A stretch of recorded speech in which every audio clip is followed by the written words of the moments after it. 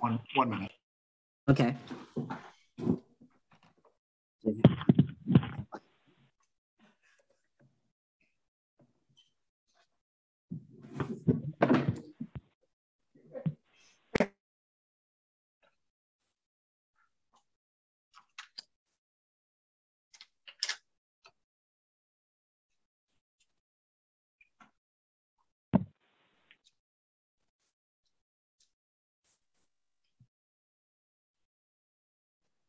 All right, I think we're ready to go. Okay. Call to order the regular virtual meeting of the Rio Dell City Council. Roll call, please. Mayor Garnes. Here. Mayor Pro Tem Johnson. Here. Councilmember Carter. Here. Councilmember Wilson. Here. Councilmember Woodall. Here. City Manager Knopf. Here. Chief of Police Connor. Here. Finance Director Dillingham. Cheryl. Community Development Director Caldwell. Okay, I found it. There you are. Thank you. Community Development Director Caldwell. Water Superintendent Jensen. Here. Wastewater Superintendent Taylor. Here. Management Analyst Sanborn. Here. And City Clerk Dunham's present. Thank you. Thank you. And we have nothing to report out of closed session. Now I will stand and say the Pledge of Allegiance. I pledge allegiance to the flag of the United States of America and to the republic for which it stands, one nation, under God, indivisible, with liberty and justice for all.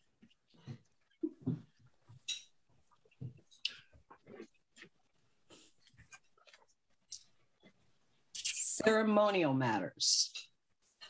None. Public presentations. This is the time for persons who wish to address the council on any matter not on this agenda and over which the council has jurisdiction.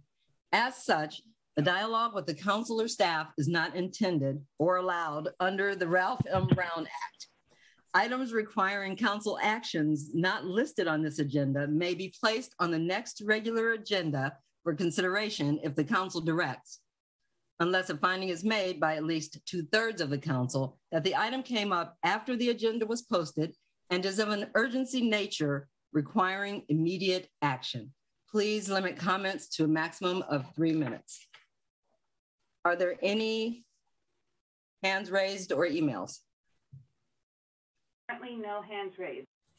And I have no emails. Thank you. Well, then I will wait 2 beats. I have nothing, and I will close public presentation and move on to the consent calendar. Before asking, I would just like to say Happy New Year to everyone. Happy New Year to Rio Dell. Hope everyone has come into this year with hopes and that, you know, things will get only better. And that's what all focus on, and maybe that's what will happen. So let's focus on everything getting better. Now, on to the consent calendar. Is there anyone who would like to remove an item from the consent calendar? Any council member? Hearing none. Is there any staff? Hearing none. And if there are no hands raised or emails regarding the consent calendar, I will ask for a motion to approve. So, Motion to approve, Woodall. thank you. Is there a second? I'll second, Carter. We have a motion and a second. All in favor? Aye. Aye. Aye. Aye. Motion carries 5-0.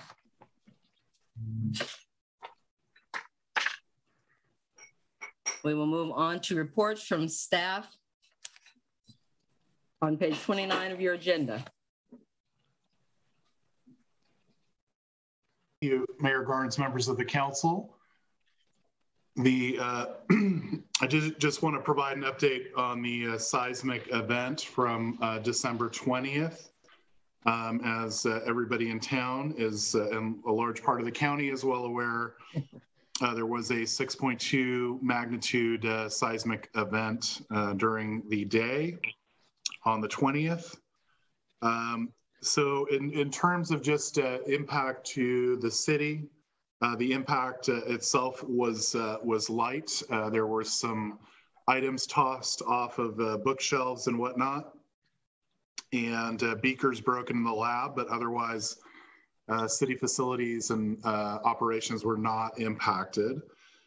Can't say exactly the same for a couple residences whose water heaters broke off their base, and we had some water leaks that we had to deal with in the immediate aftermath of the earthquake. And of course, several of Grunman's windows broke as well. But overall, the impact was light in comparison to some of the larger earthquakes of the past and the future. I really do just want to make sure that I give a kudos to Public Works in the police department, who immediately sprung to action to, again, correct those water leak issues and check out all the infrastructure all throughout town to make sure that it was safe for the public, including the bridge and whatnot, to make sure that those facilities were not impacted. So thank you to our Public Works and Police Department for their prompt response to that. Coming up on your January 18th meeting, we're kind of excited about this project, which we have been shepherding along for a while now with an ad hoc committee of council members Carter and Woodall. We will be bringing forward the facade improvement program draft for the council's perusal and adoption on the 18th. So we're very excited about that. And with that, we are getting back into regular rhythm. Our next council meeting will be on the 18th, and on the 19th, we will have a nuisance advisory committee at 3 o'clock, a meeting at 3 o'clock on the Wednesday following the council meeting. With that, I will return back to the mayor for any questions or comments to staff. Thank you, City Manager. Mayor Pro Tem Johnson. Thank you, Mayor Grimes. I just had a question for the chief. Was there any out of the ordinary actions on New Year's, Christmas that are noteworthy? Out of the ordinary, no. New Year's Eve was actually relatively quiet. Christmas Day had a couple of people who either attempted suicide or threatened to commit suicide, which isn't out of the ordinary either, but is kind of depressing in a way. It was pretty much business as usual over the holiday weekend. Thank you. Thank you. Councilmember Woodall.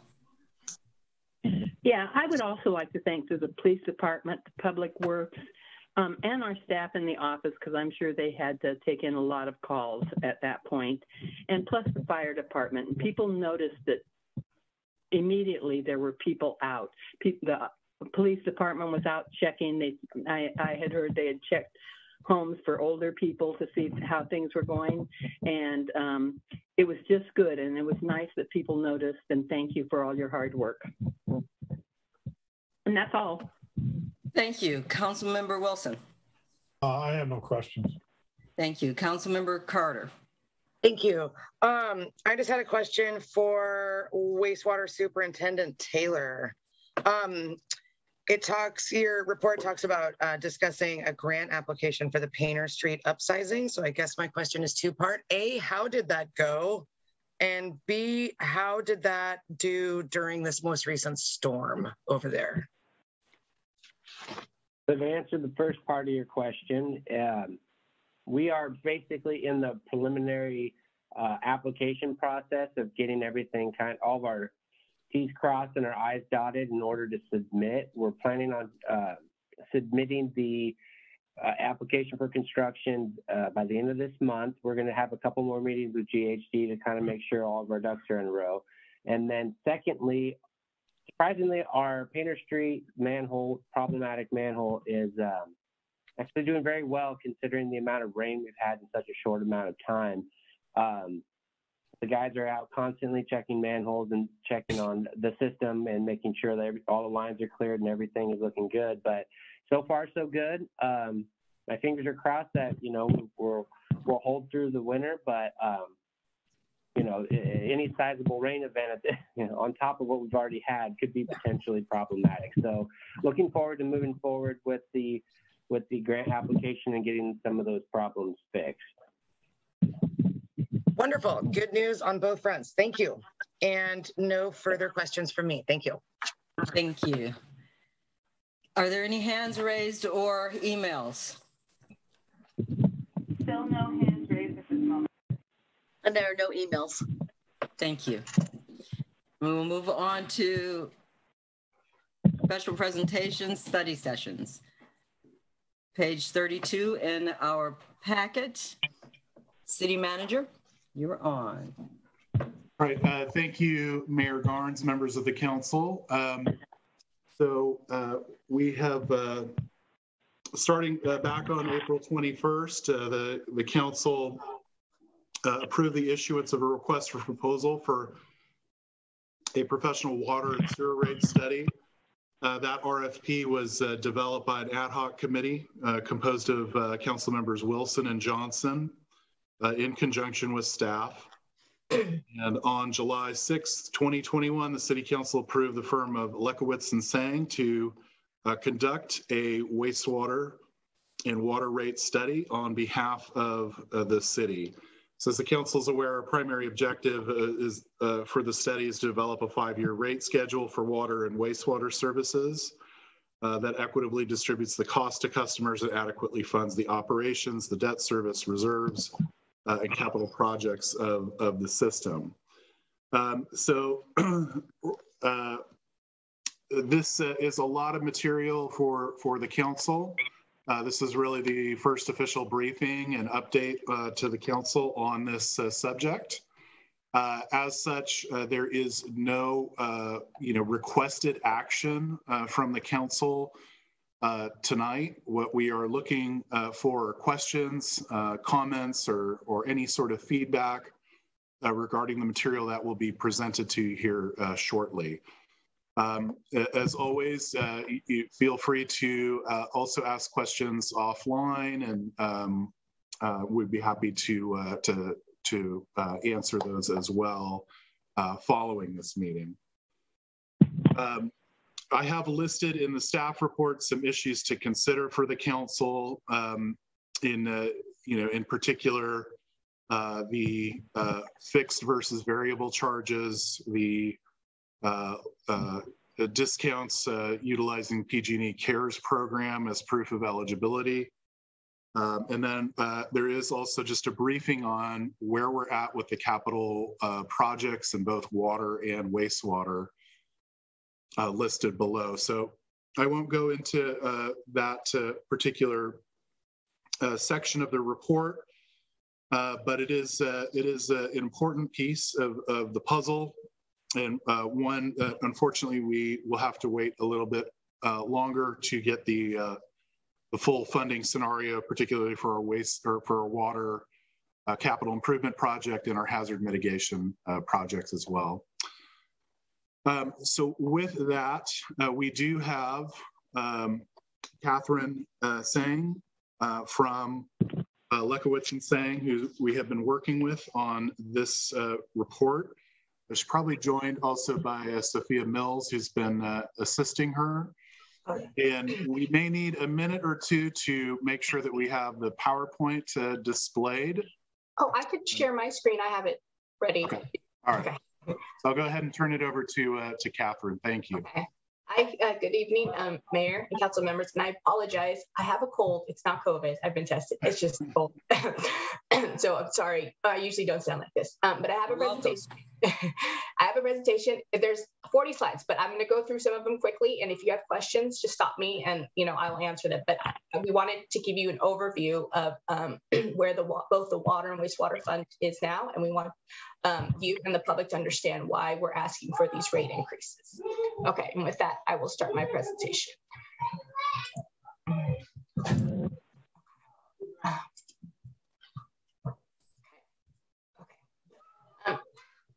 As Kyle mentioned, my name is Catherine Sang. I'm from Lahovich and Sang. We just go by L&T because I know that's a mouthful. And we specialize in water and sewer rate studies.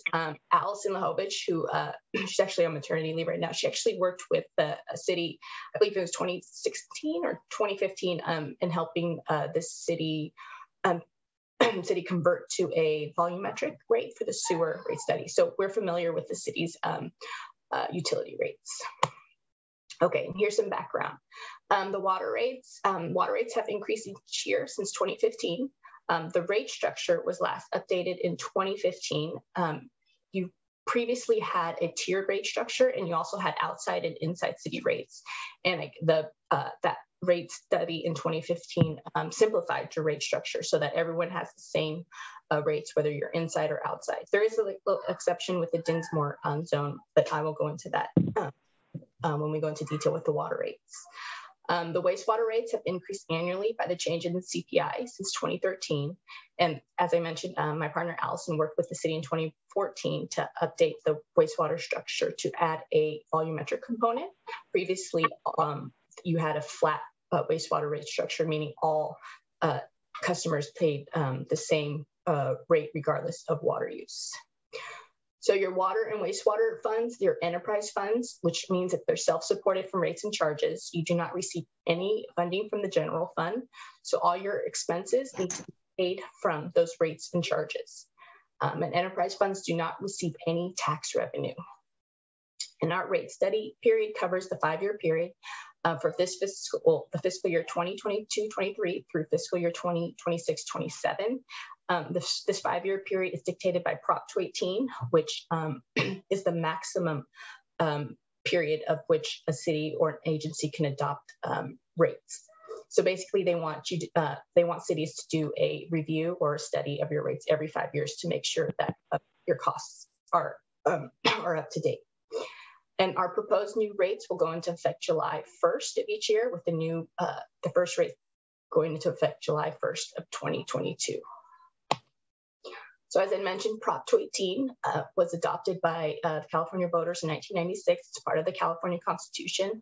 And Prop 218 basically dictates how property-related charges, meaning water, wastewater, garbage, and now stormwater fees are adopted.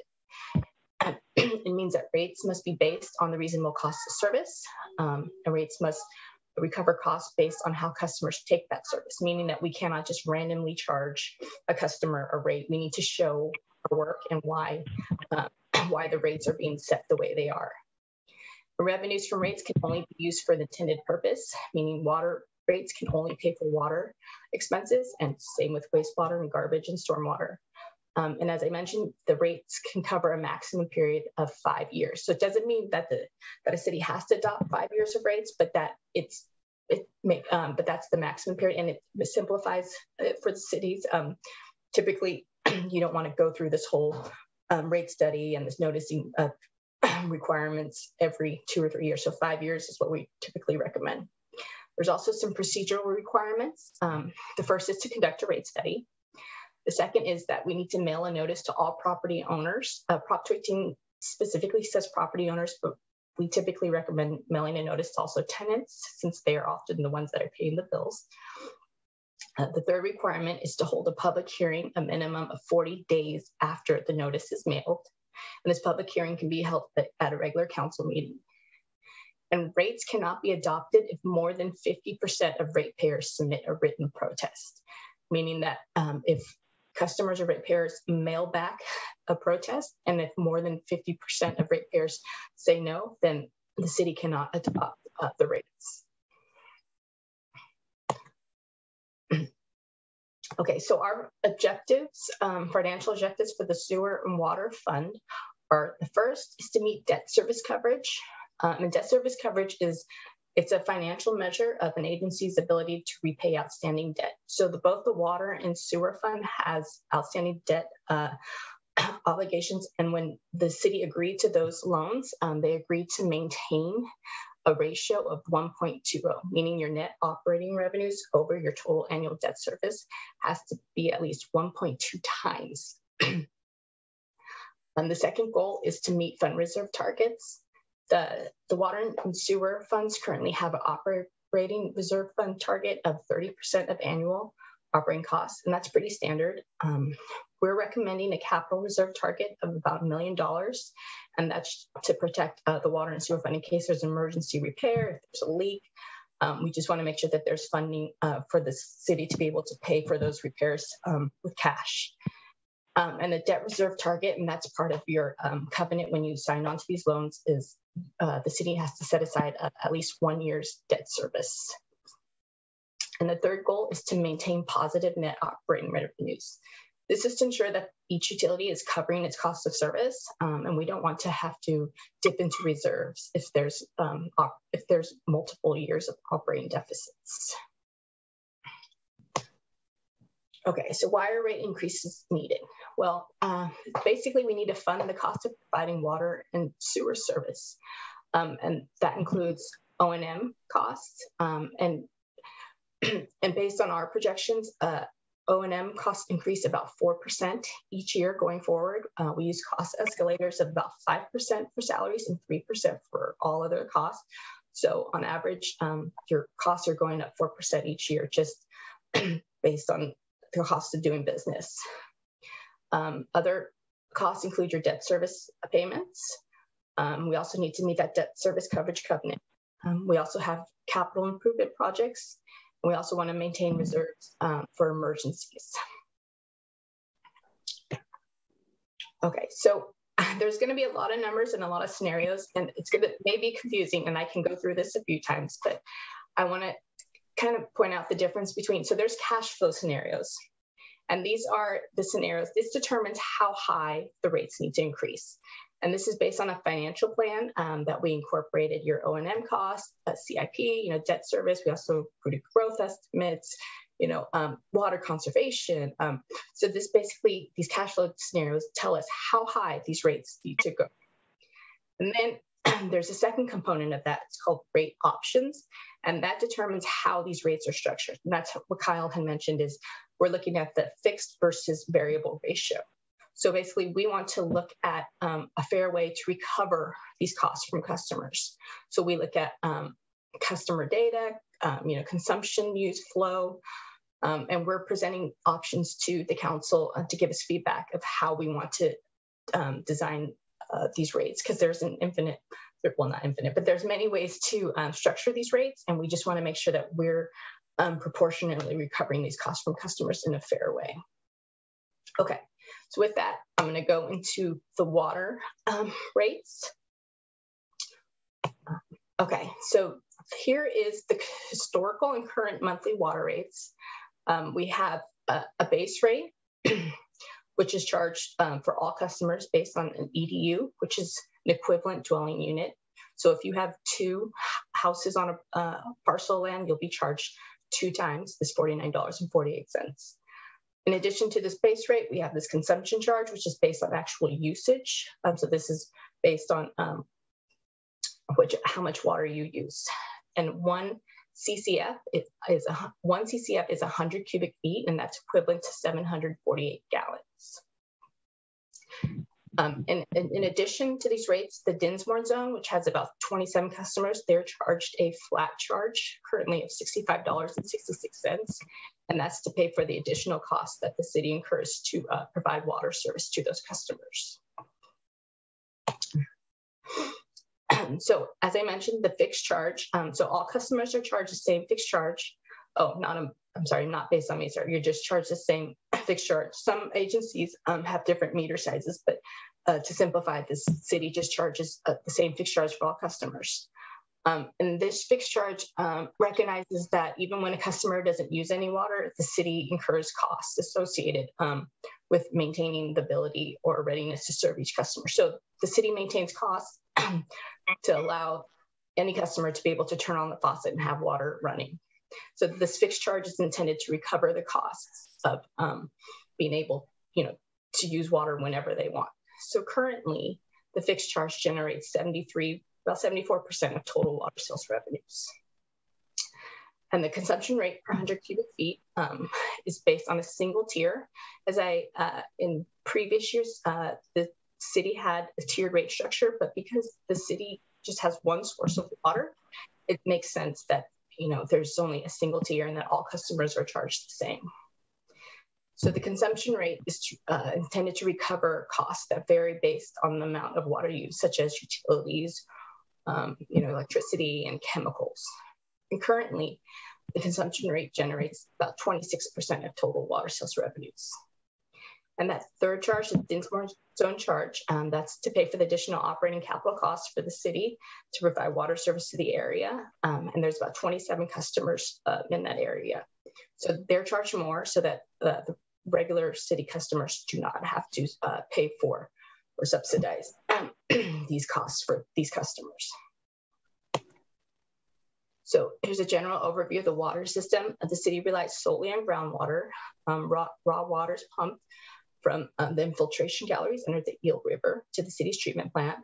You have a state-of-the-art filtration system that was completed with the Metropolitan Wells project, and it provides an additional well site, which is an additional layer of water security for the city.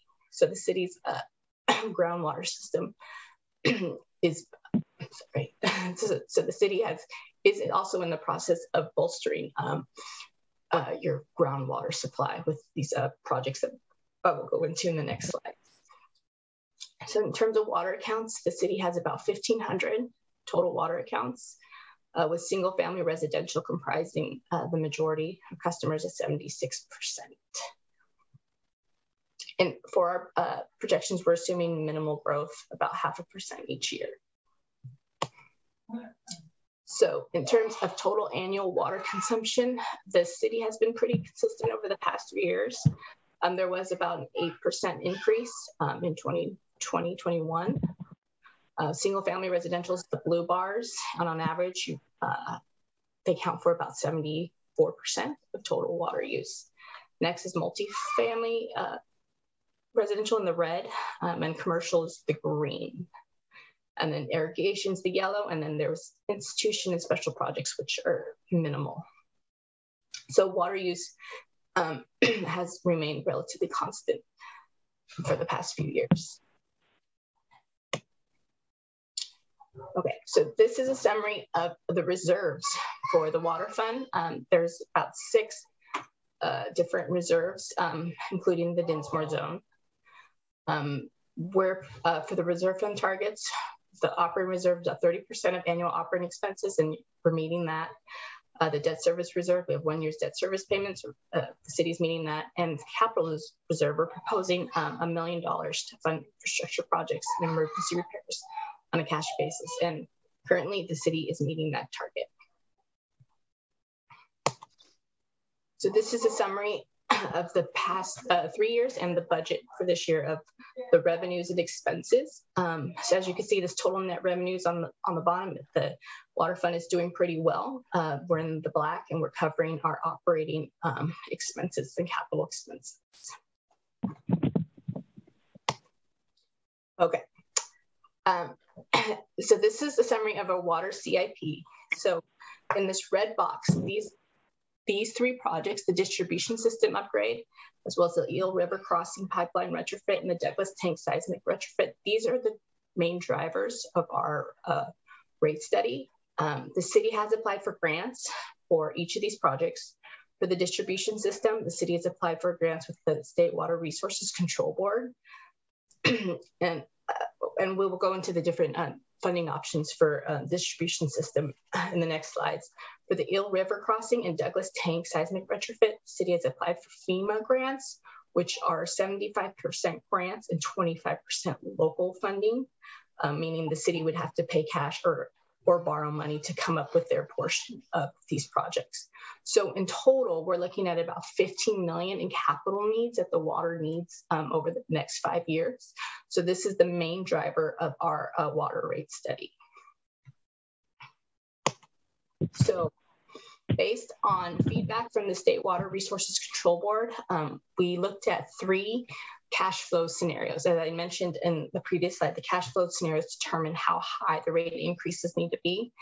And so the State Water Resources Control Board gave us these 3 scenarios to look at. The first scenario would be 100% loan. I guess that would we would consider that our worst case scenario, meaning that we would have to pay back this 9.5 million over 20 years. The interest rate is 0%. The annual loan payment would be $475,000. Scenario 2 would be a 90% grant with a 10% loan. So the total amount that the city would need to pay back is $950,000. And that total annual loan payment is estimated at $48,000 over a 20-year period. Scenario 3 is our best case scenario in which the city would get 100% grant and we would not need to borrow any money or need to pay back any of that money. Okay, so these are the funding scenarios for the Eel River and the Seismic Retrofit projects. They are, this is through a Fema grant where it would be 75% grant funded and 25% would be, I guess, local funding. And we're assuming that that 25% would, would be through a USDA loan, which the city currently has. And the terms of the loan would be 30 years with a 3% interest. So for the Eel River Crossing Pipeline Retrofit, if the city received the FEMA grant, they would have to fund about 25% or $875,000 of that $3.5 million project. And total debt service each year is estimated at $45,000. Oops, I apologize. For the Douglas Tank Seismic Retrofit, 25% of total project cost, $1.9 million is $475,000, with our annual loan payment estimated at $24,000. So these are the drivers of our rate increases. As you'll see, I know there's a lot of text on here, but we developed 3 cash flows, and these are our assumptions. What I really wanted to point out was that we included a low income discount, and that salaries and benefits, our escalators are 5% for salaries and benefits. All other expenses are 3%. Chemicals, we had to increase about 600%. I know that's looks like a big percentage, but we just did it for 1 year. And the only current debt obligation is the 2005 SRF loan for $2.75 million, which total annual debt service is $136,000, and that'll be paid off in 2030. Okay, so as I mentioned, these are the cash flow scenarios. So as the scenario 1, the 100% loan for the 100% loan, sorry, the recommended rate increases are 14% for the first 3 years, with followed by 4% rate increases. For scenario 2, the 90% grant and 10% loan, the recommended rate increases are 4% annual rate increases. And this 4% is actually in line with covering your operating cost inflation. And with the grant, scenario 300% grant, the proposed rate increases are 3% annual rate increases. And these other boxes are big, show that these proposed rate increases will meet our financial goals of meeting the debt service coverage. We'll also meet our fund reserve targets, and we're also maintaining positive net operating revenues. Okay, so once we went through the cash flow scenarios, now we're going to talk about the fixed versus variable rate recovery options. So currently, about 74% of your revenues are collected from the fixed charges, and 26% are collected from the variable or the consumption charges. So we're looking at 2 options: a 70% fixed and 30% variable, and a 50% fixed and a 50% variable. So the pros of this 70% fixed and 30% variable is it's in line with what you currently have. This also provides greater revenue stability, meaning the higher fixed charges, the less volatility, especially during drought. And also the majority of your expenses are fixed. So it ideally you'd like to cover all your fixed expenses with the fixed charges and all your variable expenses with the variable or consumption charges. The cons are that customers, especially low water users, you have less control over your bills because your fixed charge will be higher. So for the 50% fixed versus 50% variable, the pros is that it gives customers more control over your bills, meaning if you use less water, then your bill will be less. The cons are that revenues, they can vary, especially during times of drought. So when people use less water, your revenues are can take a big hit. So in all, there's 6 rate options. Again, the scenario 1, that's based on the cash flow percentages. That's the 14% with the 2-4%. And within that, we've looked at the 70 versus 30 and 50 and 50. And we did the same with the 2 other scenarios. So I know I just want to point out, so these are the proposed water rates for scenario 1A with the 100% loan. So your base rate is $49.48. So if we adopted the 14% rate increases for the first 3 years and 4% for the next 2 years, and we stuck with the 70% and 30% split, the base rate would go to about $49.63, and the consumption rate would go to $3.69, which is currently which is close to what you currently have. So if we adopted the scenario 1B, which is the 100% loan, but one with the 50% fixed and 50% variable, you'll see that this base rate, which is currently $49.48, decreases to $35.45. However, your consumption charge, which is currently $3.23, would increase to $6.14. So this shows what the effect would be on changing the fixed versus variable ratio. And again, these are the rates for the scenario 2, the 90% grant and 10% loan. These rates are lower because our proposed rates are lower. But as you'll see with the scenario 2A, the 70-30, the base rate will be about $45.30. Consumption rate is $3.36. But with the fixed variable, the 50% fixed and 50% variable, this base rate will go down. The fixed charge will go down to $32.35, but the consumption rate goes up to $5.61. This is scenario 3, 3% rate increases. Same again, I just wanted to point out that the base rate for the 50% fixed, 50% variable goes down. However, the consumption rate increases. So I know that those rates kind of don't mean anything until we see what the impact is. So here is a chart that compares the monthly water bill for a typical residential customer. A typical customer for Rio Dell only uses about 500 cubic feet of water a month, which is really, really low compared to, I live in the Bay Area, the average use is 15 or 100 cubic feet. So the current monthly bill is $65.63. The blues show scenario 1, which is the 100% loan. Those would be the highest bills because that's the 100% loan option. The green is scenario 2A, which is 90% grant and 10% loan. That's the 4% rate increases. And the oranges are the scenario 3A, which is the 100% grant. That's 3% rate increases. As you see for scenarios 2A and 3, the proposed rates, this is the proposed rates for as of July 1st, 2022, would all be lower than the current monthly bill. And we have a bill impacts for a range of different customers. We included a packet that we provided to staff. So we have the commercial, building impacts. We have different residential uses also. And I did want to point out that usage does vary throughout the year. So customers will experience a range of impacts. In the summer, we typically use more water. So the impacts for a customer will vary throughout the year.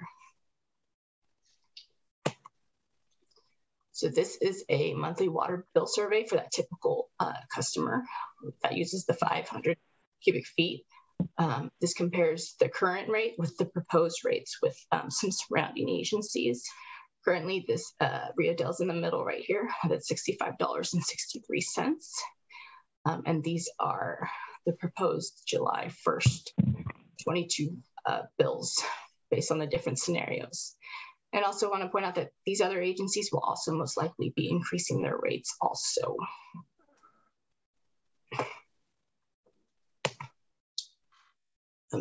So the city currently doesn't have a water low income discount, but if the city council chooses to, you can implement one. You just have to use any revenue outside of water rates, because a water rate cannot subsidize a discount. So we're proposing to use the late fee revenue, which is about $25,000. And based on the PG&E Care program, there's about 700 customers. About half your accounts would qualify for a discount.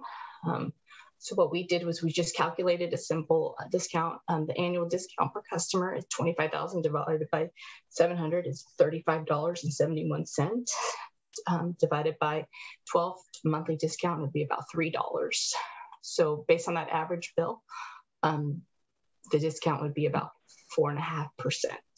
And we don't have to calculate a discount this way. It could be a percentage, it could be a straight dollar amount, but this was just a simple calculation to just show one way of how a low income discount could be implemented.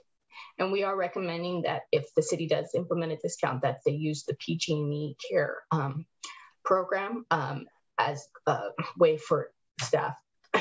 It's a simple way for staff to I guess, approve or eligibility for customers. So if a customer is on the PG&E Care program, they could just come in and show, their bill, and then it would be easy for staff to validate or confirm that that customer qualifies for the discount.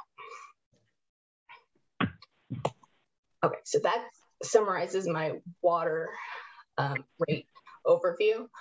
Do you have any questions, or did you want to go into sewer? Because I'll kind of just go through the same for sewer. Let me just reach out to council members. Are you needing questions now, or can you continue? I know it's a lot. Mayor Garnes, if I might, yes. Catherine, the 600% increase on chemicals seems pretty wild. Yeah. What's the background on that? It might be better for Randy, if Randy's still on the line, to chime in on that. Yes, I am here. Can you hear me? Yes. Yes, Councilman Gordon. So I spoke with our chemical suppliers, and due to the current system, that the way things are working, a lot of the components for the chemicals that they use to make the chlorine and whatnot is getting hard to get it here to the U.S. And so with that, the cost of the chemicals as far as making it, cost of energy, cost of trucking, and just basically getting it to our facility is going to increase our cost. He ran a few scenarios with me, and basically he said it could go up to 600%. That'd be the high point.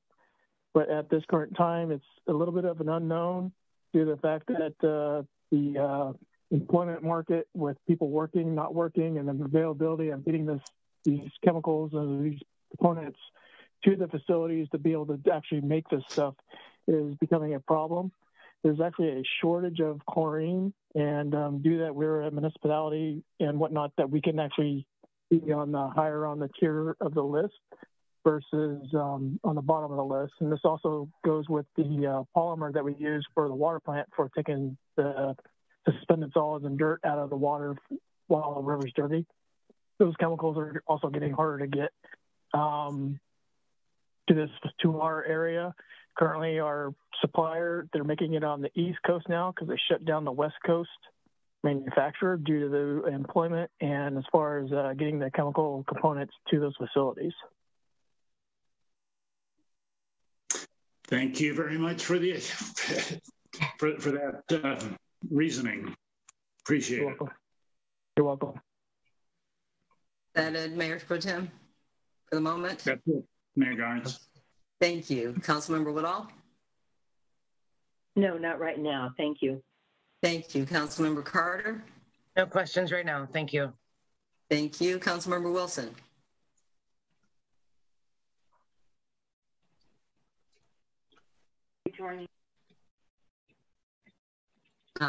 Frank, if you're speaking, you're on mute. And I can't tell, so. Okay, I think I'm back off mute. Okay, there you are. There you are. I keep getting dropped off. I have poor reception over here. The bandwidth when you do a PowerPoint pulls away really hard. Are we just doing water now? Or are we going to come back to sewer later? We're just doing water. We're asking questions in the middle for water. I guess the question along with Gordon's was dollar-wise, what are we talking about when we increase the chemical supplies?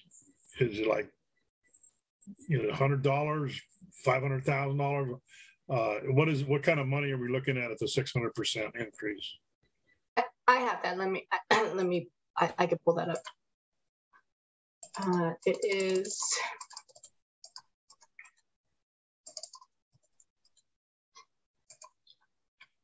So currently, chemicals is for the budget this year, 21-22 is $18,300. With a 600% increase, that was projected to go up $120,000 to $128,000. Okay. And then the other question on, I don't know if it fits here, but with the we incur a lot of administrative costs. So when anything changes there, particularly like with wages and benefits, that flows back into the water rates and the sewer rates. So how much effect does that administrative cost? So for salaries and benefits, we've escalated at 5% each year, starting in 2022-23. And that's typical. We've actually seen for other agencies, we've actually escalated that higher to account for, retirement benefits and such. But 5% seems to be reasonable based on the past increases in salaries and benefits. I'm not sure that's exactly my question. Do you break apart that there's a cost to operate the water and sewer plant? We're on water, so you end up doing it. Same thing would probably apply to sewer, but it costs a certain amount to operate the operation, and then we incur amount that, if I remember correctly, is about equal to that comes from administrative costs, i.e., finance department, city management department. That flows into the system as well. So does that increase proportionally? Do you mean overhead costs? Are you referring to like overhead? No, I'm referring to overhead would be like benefits and type thing. I'm referring to more administrative costs that it takes to run other parts of our city government are funded by the water and sewer departments. I would have. Is that taken into account in your calculation? I would have to defer to Kyle for that. We have the way our expenses are broken out. It doesn't specifically say.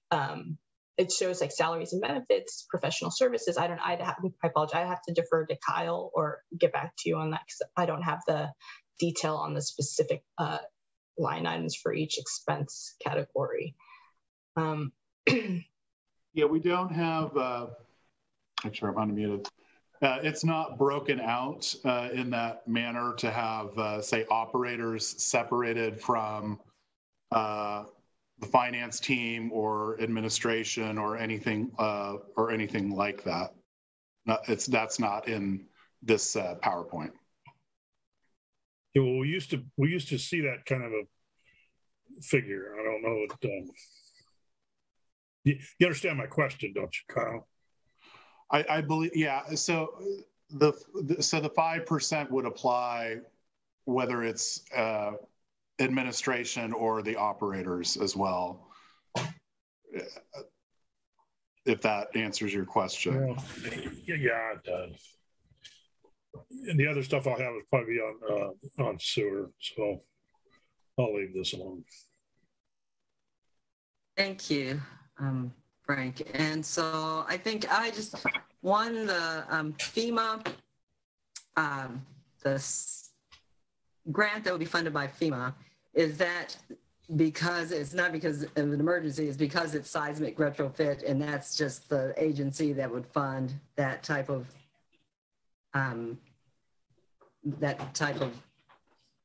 fix. That FEMA is the one who would supply that grant because it's a retrofit, a seismic retrofit. Is that why FEMA? Yes, hazard mitigation grant funding is a federal program, okay. And so when there are a series of disasters, by law the federal government has to set aside a certain amount to do a disaster mitigation. Pre-disaster mitigation, essentially. So as everybody is all too aware, there have been a number of disasters in California and really across the nation. So there's a pretty large allocation for hazard mitigation projects. Some of the ones that are most commonly funded are waterline crossings and that sort of thing. I think up in McKinleyville was an example of a project that was recently funded through hazard mitigation grant funding. So that funding does come down directly from the federal government. We did submit the application to Cal OES, but then Cal OES just forwards it on to FEMA. And so that's where it's at right now. And our understanding is that it's a very good sign when Cal OES forwards it off to FEMA in terms of getting an award. However, we are not currently, just to add a little bit more complication to it, we're not currently obligated to perform the project. So we're still very early in the process. Okay, thank you. And when I know we're not looking for an answer from council tonight, you're not asking us a question, you're giving us a presentation, but I just like the likelihood when we look at the different financing options, the 70-30, 50-50 kind of situation, is that when we get to that point, is that something that we would factor in the likelihood of a 218 passing? Because when you look at the number, we're going to have to show these same numbers, right? Just like we're showing them now as we go through that process. And it's right now that it's a really touchy subject in Rio Dell water and water rates. And so I just, thought I'd just bring that up, that is something that we would really have to look closely at, because it's not going to be an easy thing to pass, for sure. Next to this question. And that was actually not a question, that was a statement. So are there any hands raised or emails regarding the water side?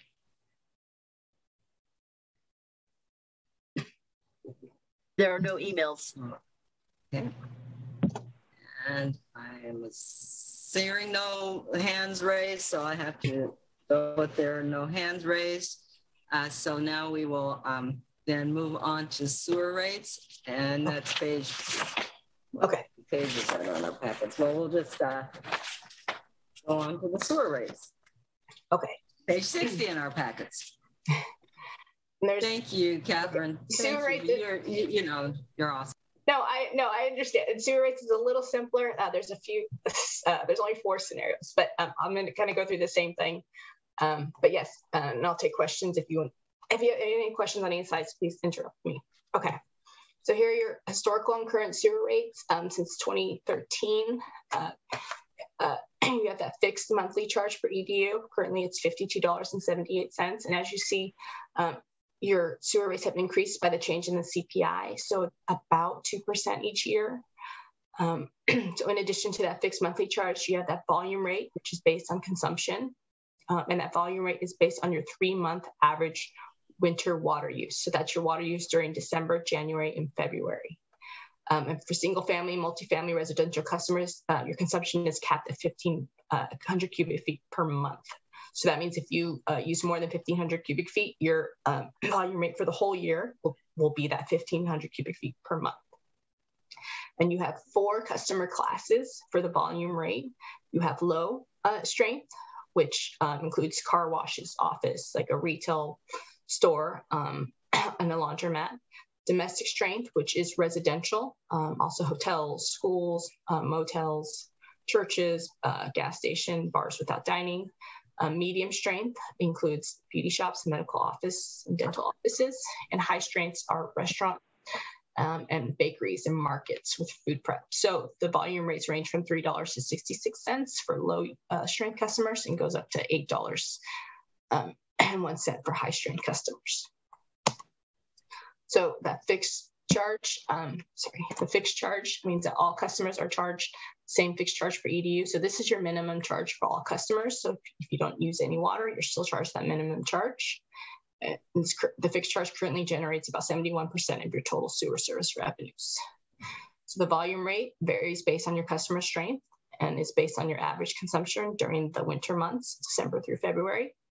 And residential customers are domestic strength, and your use is capped at 1,500 cubic feet per month. And currently, these volume rates generate about 30% of your total sewer service revenues. So for your sewer system overview, the whole sewer system consists of a network of collection pipes, manholes, clean outs, and pumps that convey the wastewater to the treatment plant. In 2013, the city completed a major plant upgrade that replaced the old plant with a new activated sludge process to address nutrient removal. In terms of the number of accounts and flow by customer class, you have about 1,500 total EDUs or total customers, with the majority being domestic strength.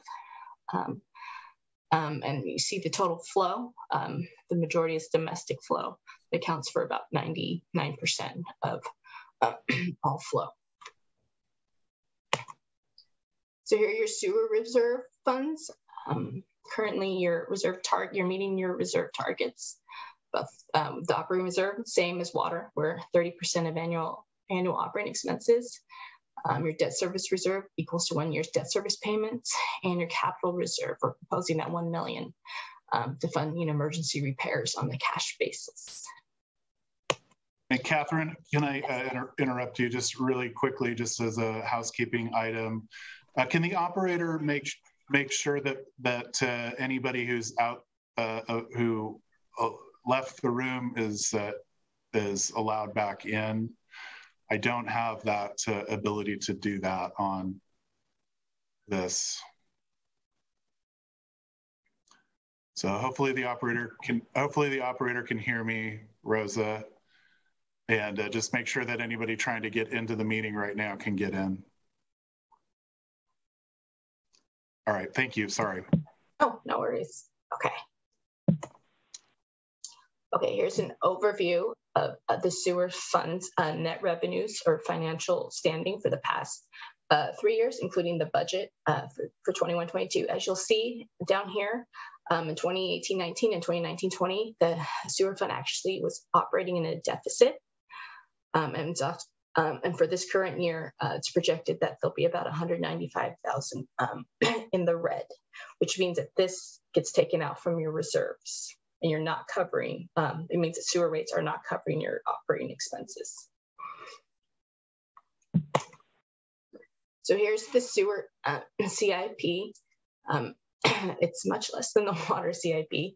Over the 5-year rate study period, total projects are projected at about $525,000. So the projects that are that the city is applying for grants for are not included in our study because those will be grant funded and will not be paid from sewer rates. So these are our sewer cash flow assumptions. They're similar to the water. For the, we included a low income discount. We have minimal growth, 0.5% each year. Salaries and benefits are increased by 5%. Chemicals are increased by $600,000, and I'll give you the actual dollar amount after the presentation. And all our expenses about 3% each year. So on average, your operating expenses increase about 4% each year.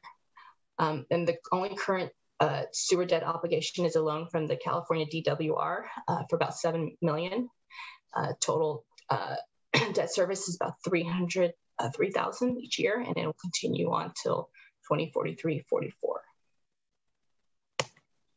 So here are our sewer cash flow scenarios. So our scenario 1 is inflationary rate increases, and that's 4% rate increases to cover your operating cost inflation. Scenario 2 is to meet these 3 financial goals by the end of the rate period, which is in 26-27. Because currently the sewer fund is not meeting your debt service coverage. You'll see here, the projected debt service coverage this year is 0.89, and your ratio requirement is 1.20. So with these proposed 9% increases, we project that the sewer fund will meet that debt service coverage by 2025-26. The second goal of meeting the sewer reserve fund targets. Currently, you are meeting the targets, but without rate increases, or even just with the 4% rate increases, the sewer fund is projected to not meet it does not meet those reserve fund targets starting in 2023-24. So with the 9% rate increases, we're showing that we'll meet those targets by 26-27. And the third goal, to maintain the positive net revenues, we're currently not meeting that target. Same with the 4% rate increases, we're projected to maintain operating in a deficit. But with the 9% rate increases, we're showing that the sewer fund will be in the black in 2025-26.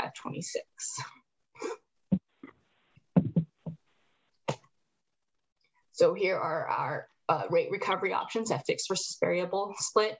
Currently, you're about 70%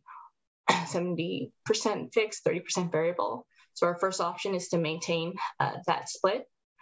And then we're also going to look at that 50% fixed, 50% variable option to give customer more control over their monthly bills. So here are sewer rate options. The scenario 1 with the 4% rate increases, with the 2 rate options, and then this scenario 2, the 9% rate options with the 9% rate increases with the 2 rate options of the 70-30 and 50-50. So here with scenario 1, the inflationary rate increases currently, your fixed monthly charge is $52.78. The proposed fixed charge for next year is $52.24. That goes down slightly because we, when we recalculated the rates, we updated the number of accounts and water use, and it goes down slightly. And then the volume rate for domestic strength, currently $4.58, we go to $5.03. So as a comparison, if we did the 50% fixed, 50% variable, that fixed monthly charge would go down to $37.31. But your volume rate would increase. So for the low strength, it would go from $3.66 to $6.67. Same with domestic strength, it would go from $4.58 to $8.31.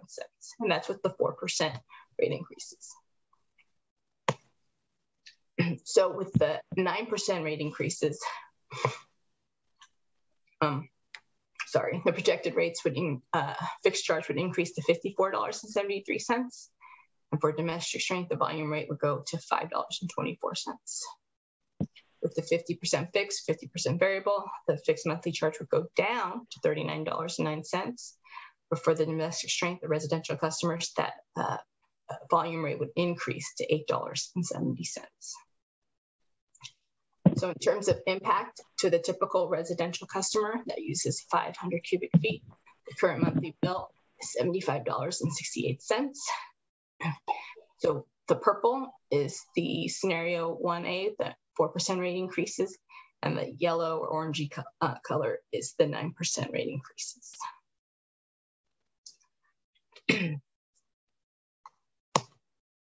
So here's a monthly bill survey. Currently, Rio Dell is on the higher end and will remain on the higher end with the proposed rate increases.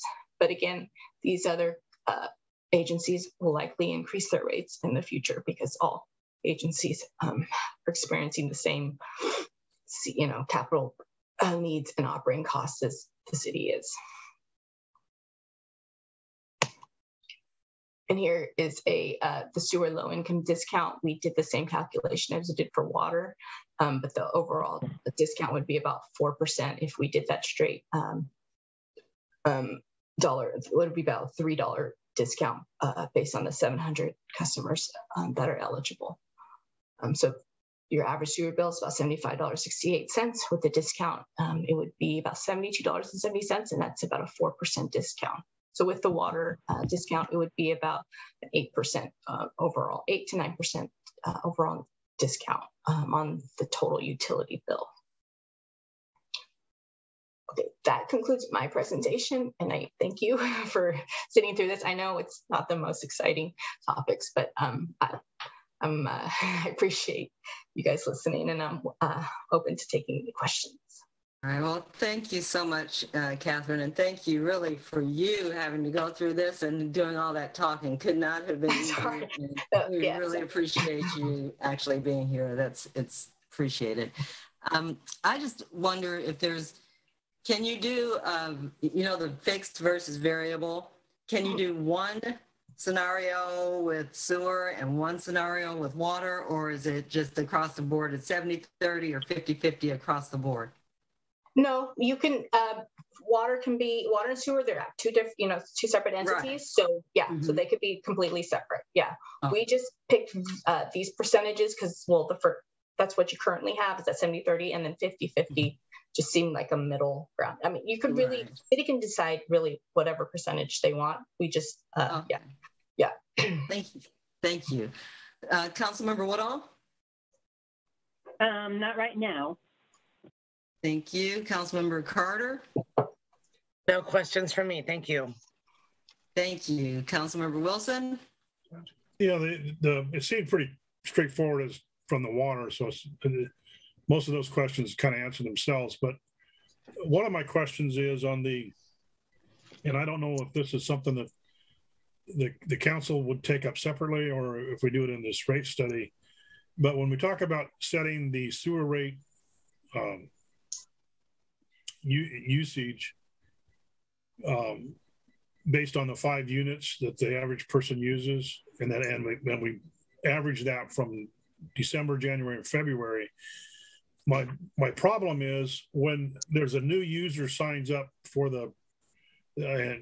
for usage, they pay this minimum charge. The way the ordinance is written, it says you have to establish a 3-month average, which is those 3 months.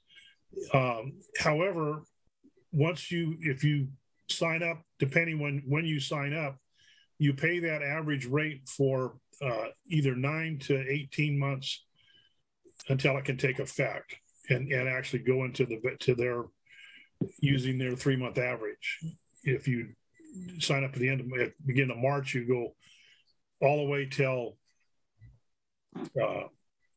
July, which you haven't established a 3-month average because it hasn't been November, January, February, or if you so that time you roll around through that and bring back around to July 1st again, it's about 18 months. And the other one, the shorter one, is if you do it in November, you go till through those 3 months and then to August. So it's 9 months rather than just somewhere fixing a 3-month average. And so that's something I would like to see change somehow so that the new user gets onto his 3-month average sooner than later. I don't know who needs to respond to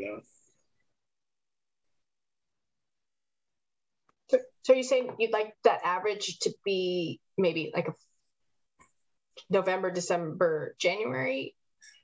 I don't care what 3 months it is. It can be December, January, February.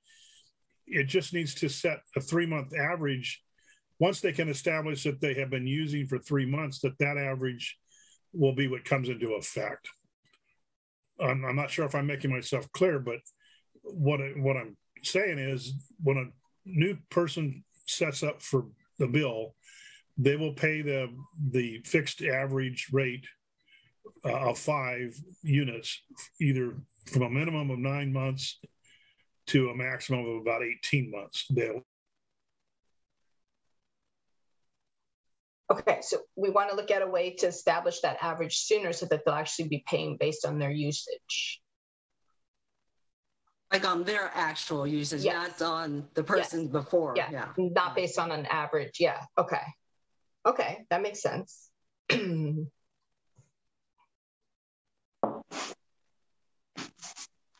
Is that, Frank, do you, I'm sorry, are you waiting for a different answer or do you have another question? We can look into that.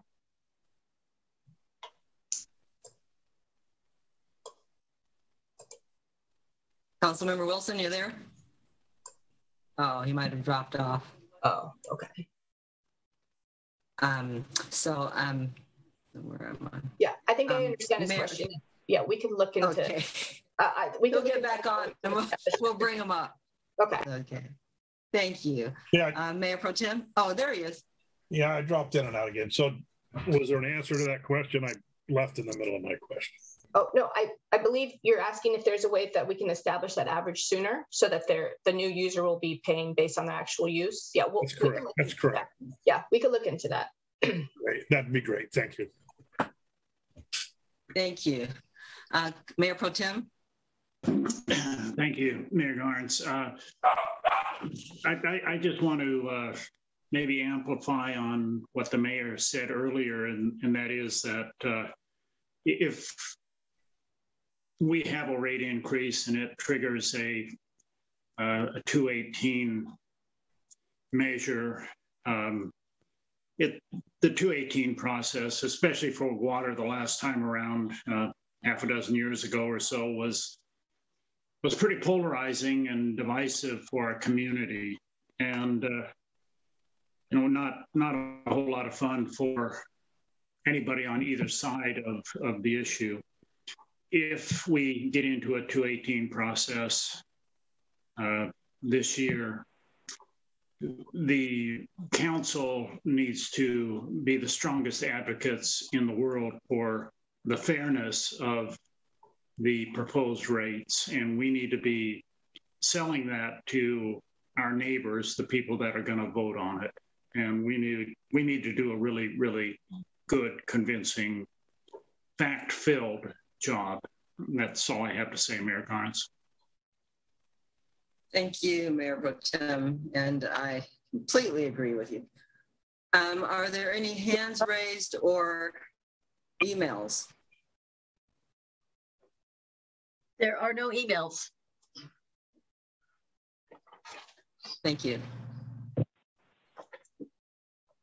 Are there any hands raised? We can't hear you. Well, I'm not. Well, I must assume that there aren't any hands raised, otherwise she would be saying so. I'm sorry. It's kind of awkward, but I have to, I haven't heard Rosa respond, so I'm assuming that there are no hands raised. So. Can you hear me now? I want to thank, I'm sorry, I can hear you. Sorry, technical difficulties. There are no hands raised. Okay, thank you. Thank you very much. I think this was informational, correct, City Manager?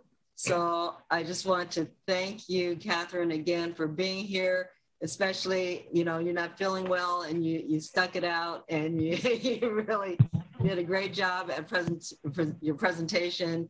It made things a lot clearer, and we really appreciate your efforts. Okay, and if any other questions come up, please let Kyle or me know, and we'll be back to present our, I guess, preliminary recommendations at a future council date. Okay, thank you. Okay, thank you. Happy New Year. Get better. Okay, thank you. All right, thank you, Kyle. So now we'll bring that presentation to a close and move on to discussion on city social media and draft social media policy. Page 77 in our packets. Thank you, Mayor Barnes and members of the council. As the council's aware, in the latter quarter of 2021, we started discussing social media presences for the city and the need to develop a social media policy to cover this this particular subject. So I'm really excited to turn this over to Travis Sanborn, our management analyst, and he will first introduce himself to the council. This will be his first agenda item, and then go over and review the attached social media policy. Thank you. Thank you, City Travis. Manager. Hi, good evening, Mayor Garnes and City Council members. It's a pleasure to speak with you all tonight. It's been a great onboarding process here at the city, and I'm really excited to see what we can get done over 2022. I'm excited to provide an update on the city's social media policy. On December 7th, 2021, the City Council discussed the need for a social media presence. And after that meeting, staff began to develop a social media policy so that the city could establish a social media presence. Taking into account the complexities of social media use by government agencies, staff developed a policy based upon best practices of some of our local government neighbors and League of California city partners. The policy will be vetted by the city attorney to ensure that it adheres to the law. The City of Rio Dell's use of social media will enhance our communication and foster engagement with the public by giving citizens an alternative way to get their voices heard and get information distributed. Social media use is meant to advance the goals of the city in efficient operations, inclusion, and transparency.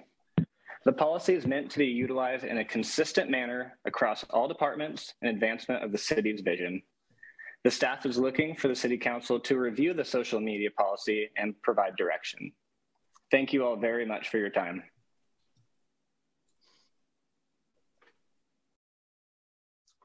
Thank you, Travis. I'll open it up for questions. Councilmember Carter. Thank you.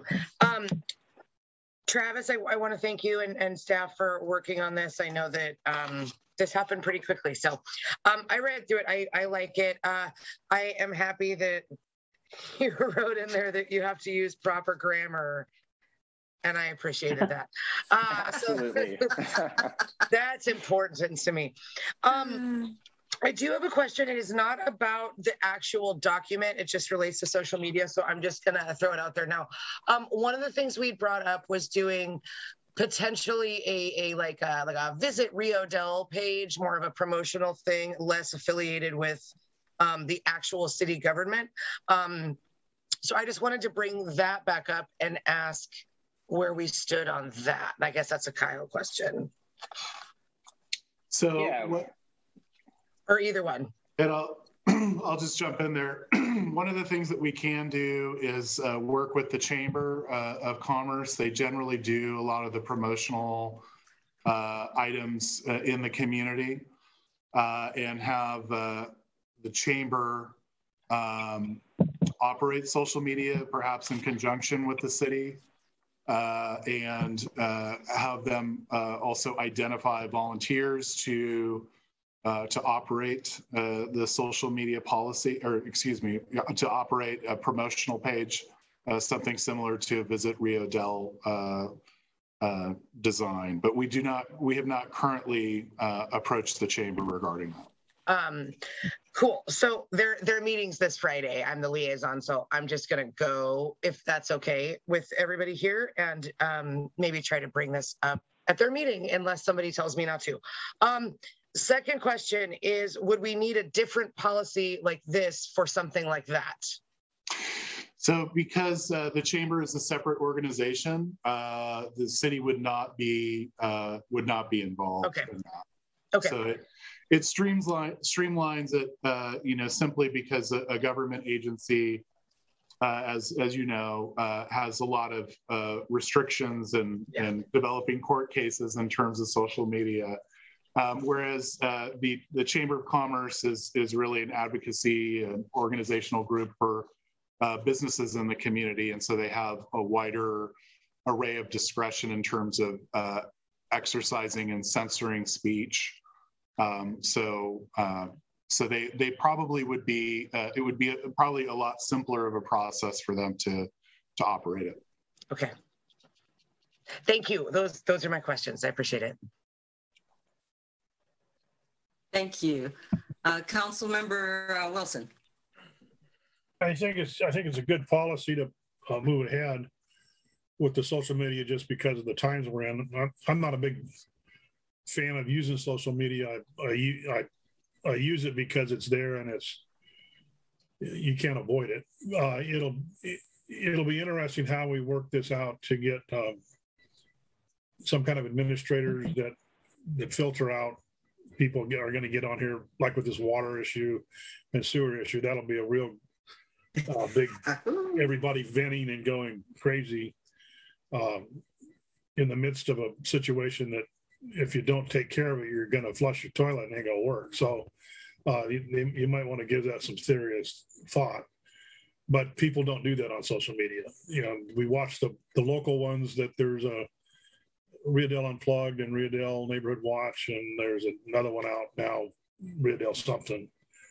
And but you're gonna see this filter into the city, and I guess the city will, by way of staff or however they do it, will work that out. And I have confidence that they will. So I think it's something we need to move ahead with, and I appreciate the effort by staff and council that have moved this forward. Thank you. Thank you. Councilmember Woodall. Okay. I was surprised. This was much more complicated than I was imagining. And I was surprised at how much oversight would needed to be done to keep us from possible legal action. So it was a good to read this, and I would think we would need to pass it. I was wondering if we did have social media, would we link it to our city website? Would it be linked somehow? Yeah, so I think some of the best practices that we have seen typically is linking information, for example, on Facebook directly back to the city website as an example. So most of what we would be doing is kind of either linking from a Twitter to a Facebook, or linking from the website itself, and then making those posts on Facebook. And I'm glad that Amanda's going to try to work with the chamber, because I think that's a good idea and it'll be beneficial to us both. Thank you, Amanda. Oh, of course. And that's all. Thank you, Councilmember Woodall. Mayor Pro Tem Johnson. Thank you, Mayor Garnes.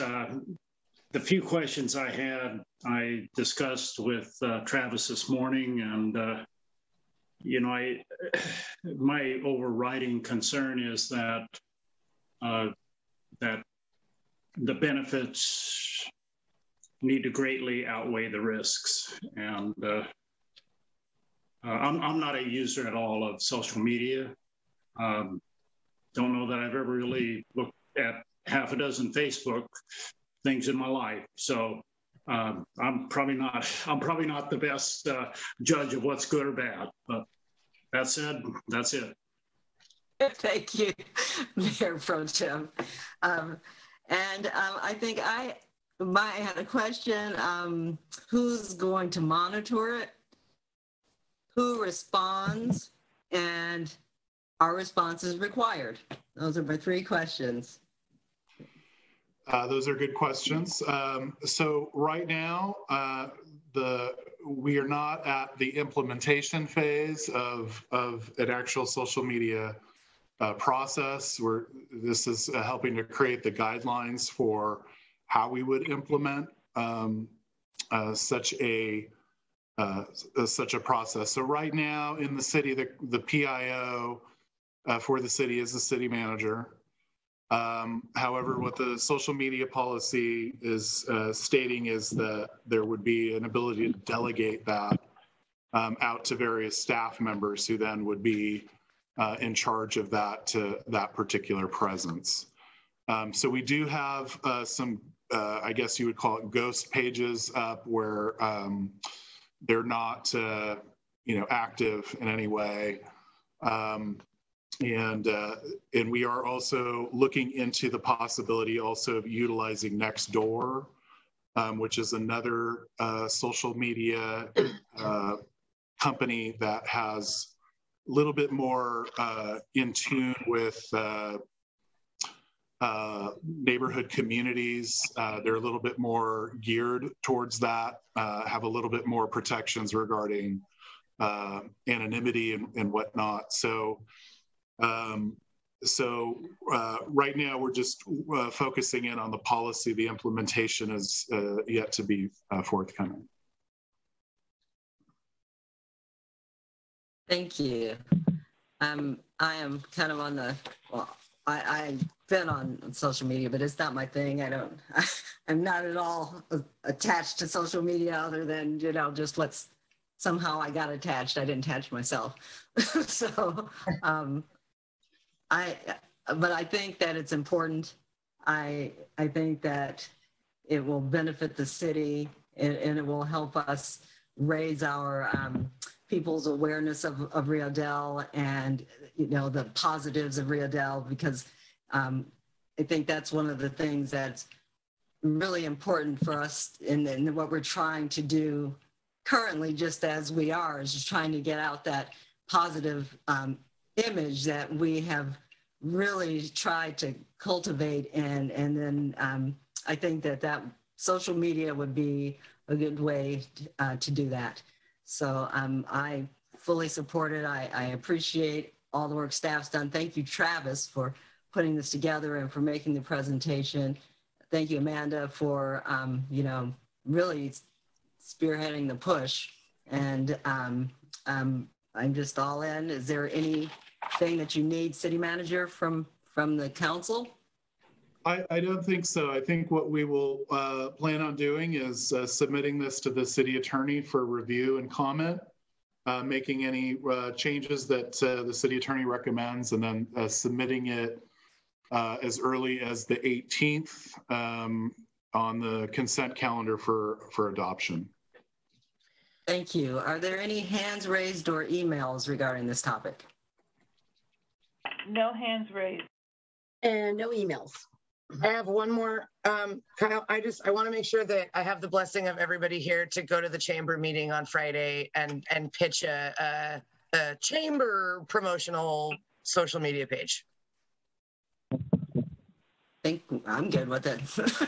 Everybody just thumbs up. Want to make sure we're all on the same page. Okay, that's it. Thank you. Right. Thank you. Then we will bring that discussion to a close and move on to the request for proposal for the use of city-owned property to develop, construct, and maintain digital or non-digital billboards. City Manager. All right. Thank you, Mayor Garnes, members of the council. You may recall that in our economic development plan and the immediate action plan,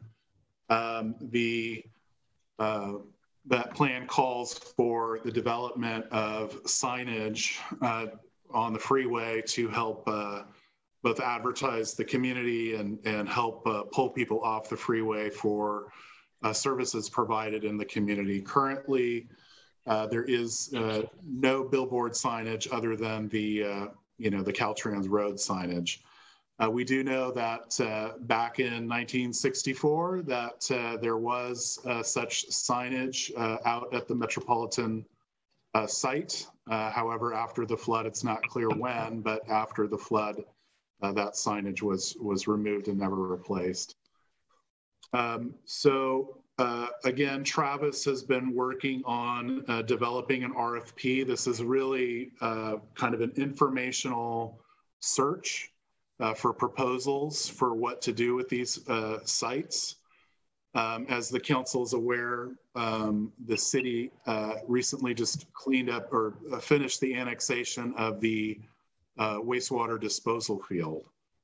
So that area is now officially inside the city limits of the city of Rio Dell, including the permitting in conjunction with Caltrans on this particular subject. So we're really looking to issue the RFP to gather more information about what is possible, what some of the proposals are. So this is meant to be pretty open-ended. One of the concepts thrown out there is space for approximately 3 billboards. One could be dedicated to the city, and, advertising the services in the community, gas, lunch, whatnot. And then the other 2 would be for the vendor to, rotate through their system, typical billboard advertisements. The idea being that the city would not have to put forward any money to construct billboards or anything like that or manage them. So that's just one concept, but there's obviously a lot of different technologies, including electronic billboards. But we do have, again, Travis, who has been working on this with staff and is ready to give a short presentation on this particular subject. I would just remind the council, if you need additional time, to just recommend that it be continued to the next meeting. It's really no rush on this particular item. So I'll go ahead and turn it over to Travis. And I'm sorry if I said some of the things in the presentation. No problem. Thank you, City Manager. And thank you, Mayor Garnes and the City Council members for all your input. So as the City Manager discussed, when discussing goals and actions to achieve economic development, one of the goal directives was to increase the number of out-of-town visitors. An action item was listed to invest in additional highway billboard signage on the wastewater property on Metropolitan. As part of the city's plan to attain fiscal sustainability, the city is exploring allowing a private firm to develop, construct, operate, and maintain outdoor advertising billboards on city-owned property as a method to generate revenue. Moreover, updating the city's signage will help to modernize the city's image, promote the community events, and add value to the city's real owned property, while stimulating economic investment and attracting support for our local business community. Our primary objective with this RFP is to seek proposals from qualified applicants to develop, construct, operate, and maintain up to those 3 signs on the wastewater property on Metropolitan at no cost to the city. So staff is recommending the approval of this RFP for the use of the city-owned real property to develop, construct, operate, and maintain those message board billboard signs. Be happy to answer any questions. Thank you. Thank you, Travis. I will open it up. Councilmember Woodall. Oh, okay. First, I'm glad that the signs will be for city-sponsored events and things related to the city. I like that idea. And my only other question is, I guess having 3 signs right in a row like that kind of bothers me. I don't know about anyone else, but it's such a beautiful view as you're driving in and going up across the river. I would like to see the sign limited not to 3, because I just think it wouldn't, I don't know, bother me. My other question is, are we going to have any control over the looks of the billboards? Or once they decide, will we be able to have input? I mean, I would like it to have a country feel, or, you know, to fit into the area that we are. And I wouldn't like to see an electrical sign there. I think it would be distracting, but that's just my opinion. Thank you. Thank you, Councilmember Woodall. Where am I? Mayor Pro Tem Johnson? Thank you, Mayor Garnes. I'm curiously wondering if there's really how much need there is out there for more signs. Have we tested the water at all to see if there's any interest? So essentially, the RFP would be the official testing of the waters. The second is a comment stemming back from 30 years of employment with Caltrans, and they have specific requirements for how close signs can be placed, especially when, you know, you got a lot of words or a lot of text in the signs. And so, you know, a car going 65 miles an hour, people can only read so many words in so many seconds and, you know, process it. And those Caltrans guidelines would be strong guidelines to adhere with as far as placement of the signs. So that's just a general comment. And that's all I have, Mayor Garnes. Thank you. Councilmember Wilson. Yes, it's as I think it's, as the city manager mentioned, the RFP will give it a chance to test the waters to see how much interest there is.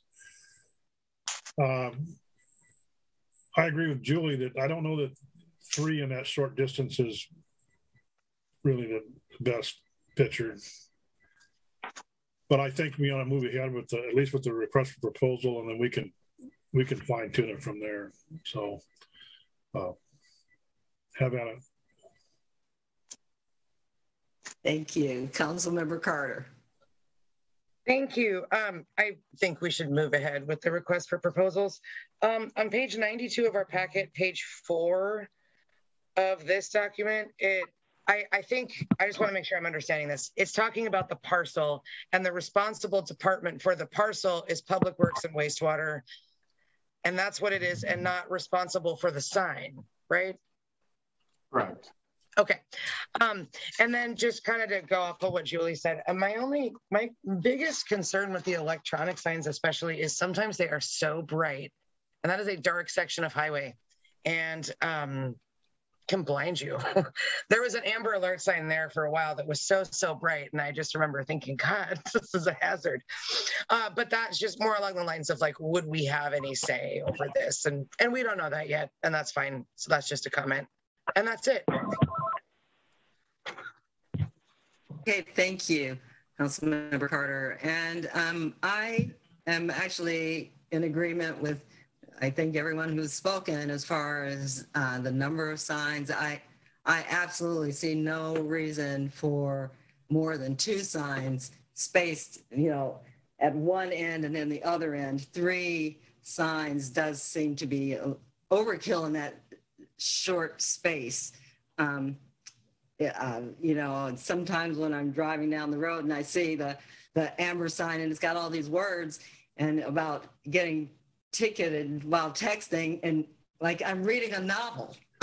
You're asking me to read a novel and you're going to ticket me because I'm looking somewhere else, you know? So I think that there should be no more, in my opinion, no more than 2. And the only reason I get to 2 is because I do really like the idea of promoting Rio Dell, but I also see the benefit and the revenue of having a private company lease the signs. So that's how I got to 2.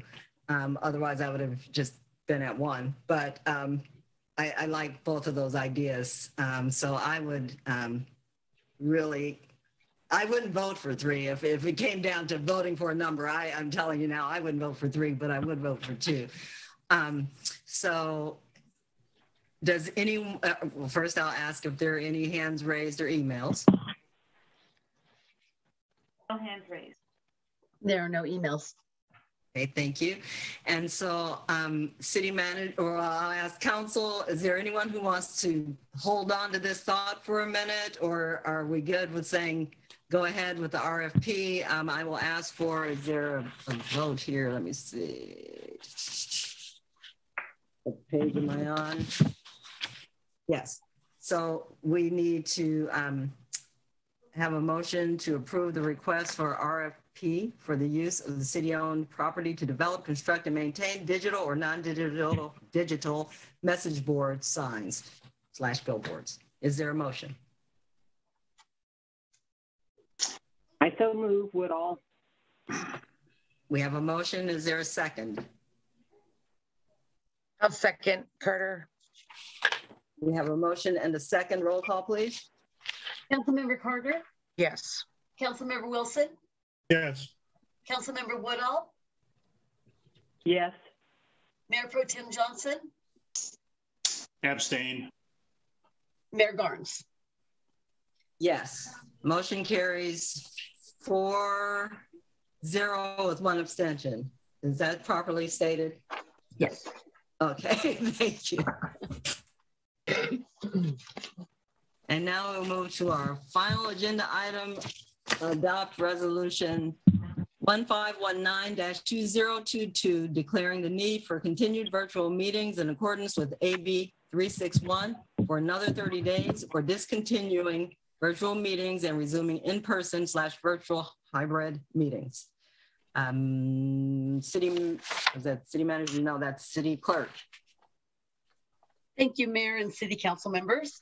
So as the council is aware, staff is required to bring this item back to the council every 30 days for consideration to either continue holding meetings virtually or to resume with in-person hybrid meetings. So as noted in the staff report, there were 178 new COVID cases reported in Humboldt County for the period of December 22nd through 27th. However, the latest report shows that from December 29th to January 3rd, there were 400 new cases, including 1 death and 1 hospitalization. The Delta variant is still the dominant variant in Humboldt County, although there have been 2 positive Omicron variant cases now reported in the county. So as such, the Humboldt County Health Department is monitoring closely this week to determine if increasing cases locally are due to the Omicron, Delta, or possibly both. So with the adoption of version 1 of the resolution, the council will continue to conduct meetings remotely, and staff will bring the item back at the February 1st meeting for further consideration. And with adoption of version 2, the meetings will resume in person, beginning either with the next regular meeting on January 18th or perhaps the February 1st meeting. So with that, I'll turn it back to the mayor for questions. Thank you, City Clerk. And I will open it up. I'll just go ahead and say right now that I would be voting for virtual meetings. As long as we're forced to wear masks, I'm going to be voting for virtual. So I was just putting my position out there. And now I'll go to Mayor Pro Tem Johnson. Thank you, Mayor Garnes. During our previous closed session, twice during that approximately 1-hour meeting, I was cut off from the meeting, not through anything that I did, but just through the use of computers. And, that wouldn't happen if we were having an in-place meeting. And it's over the top frustrating for me to, be kicked out and have to go back through the process of signing in and getting allowed back into a meeting room. I just like to be done with Zoom. And for that reason, I will vote for in-person meetings. Thank you, Mayor Garnes. Thank you, Mayor Pro Tem. Councilmember Carter. Thank you. I am very torn on this. Every time we vote on it, I'm very torn. I'd love to be back in person. I am leaning more heavily towards voting to stay virtual for now in light of the reports and the craziness. But with that being said, I would also be fine to go back to in person if the vote goes that way. Thank you. That's it. Thank you. Councilmember Woodall. Okay. Eureka is back in in-person meetings, and HTA is going to the hybrid.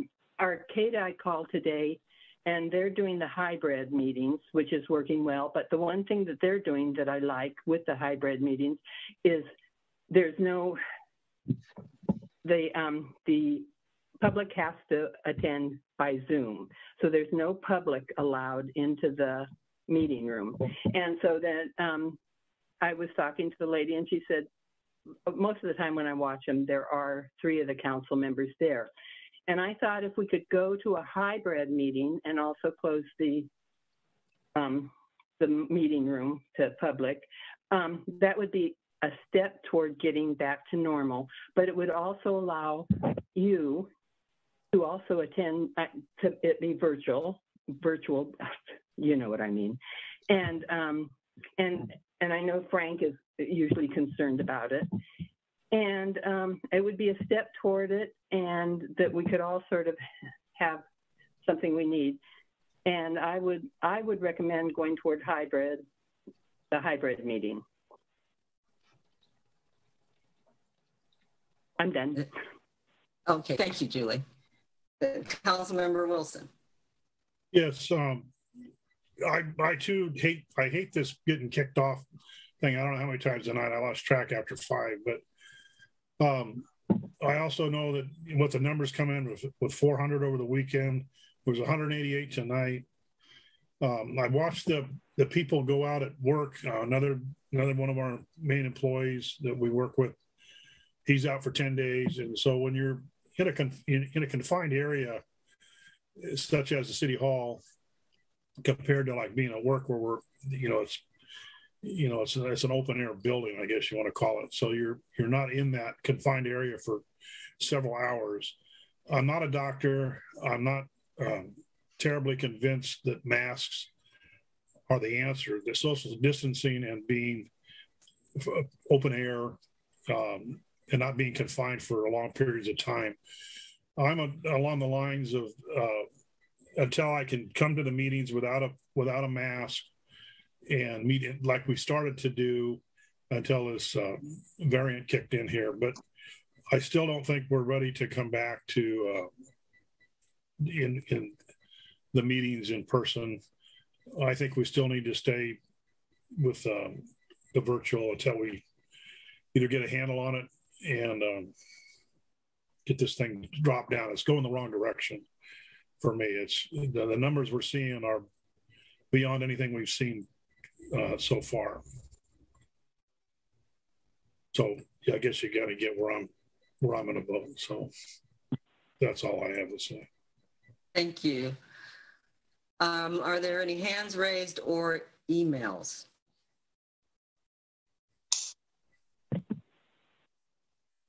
I see no emails.